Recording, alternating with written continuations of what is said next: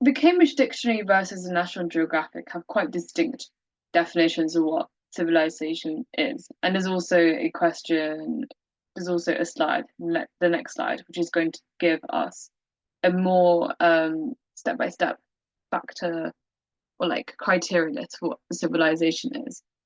So, civilization in this context has been defined as human society with its well developed social organizations or the culture and way of life of a society or country at a particular period in time, which I think is a good definition for us to have from the get go. So, a human society, well developed social organizations, or the culture and way of life of society or country at a particular period and time.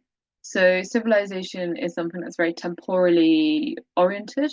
And by that, I mean it's very much linked to time. You wouldn't say, when you say something like the Mayan civilization, you think of it as something that is ancient.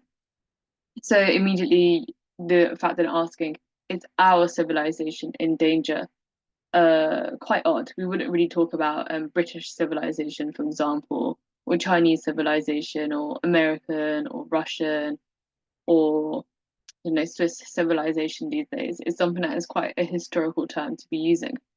But at the same time, it's got a double definition, which, if you look up on the Cambridge Dictionary, it also means it can also refer to a more present day civilization, like a sophisticated and well organized and well developed way of living. But of course, that also can be quite, not really something that people would use nowadays because it can be quite rude or actually quite racist to say, oh, I'm going back to civilization after a long holiday somewhere.